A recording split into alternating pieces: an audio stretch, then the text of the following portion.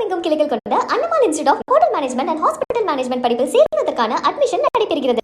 அதிமுக பொதுச் செயலாளர் எடப்பாடி பழனிசாமிக்கு மத்திய அமைச்சர் பதவி கொடுத்தால் அதிமுகவை பாஜகவுடன் இணைக்கக்கூட தயங்க மாட்டார் என அமைச்சர் நிர்மல்குமார் விமர்சித்துள்ளார். மதுரை அவனியாபுரத்தில் பேட்டியளித்த அவர், திமுகவுடன் கூட்டணி சேர முயற்சித்த இபிஎஸ் உடன் எவ்வாறு பயணிக்க முடியும் என அதிமுகவினர் கேள்வி எழுப்பியதாகவும் கூறினார். நீங்களே பார்த்துருப்பீங்க. ஏன்னா அதிமுக கட்சி அந்த தலைமையுடைய செயல்பாடுகள், அந்த தலைமை எவ்வாறு செயல்படுகிறது.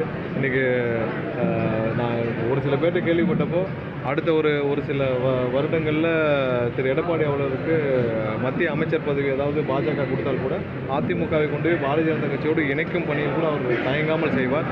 தன்னை காப்பாற்றிக் கொள்ள என்ன வேண்டுமானாலும் செய்யும் நிலைமையில் திரு எடப்பாடி அவர்கள் இருக்கிறார். அதனால தான் இன்றைக்கி அதில் பல ஆண்டுகளாக 40-50 ஆண்டுகளாக பல பணிகளை செய்த தொண்டர்கள் இன்று கைவிடப்பட்டுள்ளனர். அவங்க என்ன செய்யறதுன்னு தெரியாமல் இருக்காங்க. ஒவ்வொரு இடத்துலையும் அவங்கள பார்க்குறப்ப ரொம்ப வருத்தமாக இருக்குது. ஏன்னா 45-50 ஆண்டுகள் புரட்சித் தலைவரை நம்பியும் அம்மாவை நம்பி உழைத்தவர்கள் இன்று அந்த பாதையை மறந்து திமுகவுடனே கூட்டணிக்கு போகிறோன்னு முயற்சி செய்த எடப்பாடி அவர்களை அடுத்து என்ன செய்வார்னு எப்படி நம்பி பயணிக்க முடியும்னு கேட்குறாங்க.